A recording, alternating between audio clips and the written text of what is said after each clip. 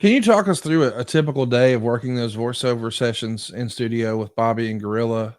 I mean, is that an all day thing? Is it something that you can knock out?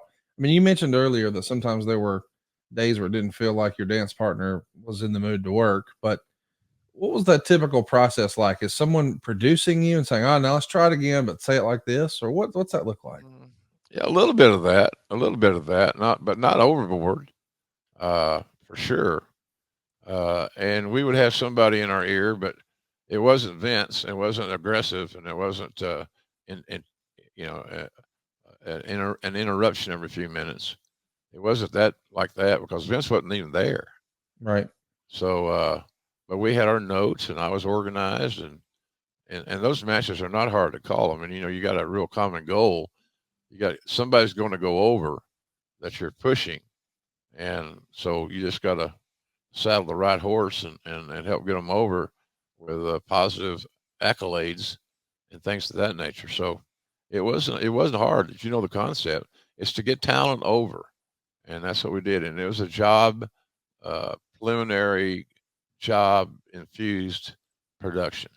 We knew who was being featured and what we needed to say in general, but not verbatim. But having Heenan had done these shows forever. I'd done these shows forever. I did a lot of these shows like this in WCW, but not as smooth, not as organized. So this was it was a fun thing. You can't work with Bobby Heenan and not have a good time. Right. That's right. Sometimes he was didn't feel well, and I had patience, and we had chocolate cake.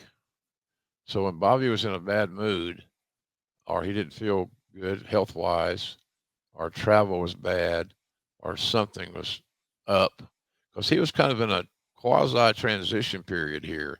He was, he was thinking about making a move uh, that he openly talked to me about because he was just, I think he was just burned out. Same crew, same routine, same everything. So he was could be challenging to work with, not hard to work with, but challenging because sometimes his mind just wasn't on the project. But Bobby Heenan at half speed is better than just about anybody I ever worked with. So, but he did fine. That's that famous chocolate cake thing. We go out and smoke a joint and calm him down, and in my car, just ride around Stanford. That was all exciting, and then come back and do our work and eat. You can imagine I had the munchies, so we did fine. It was a fun thing. We're like little kids, junior high kids, slipping away and smoking a joint.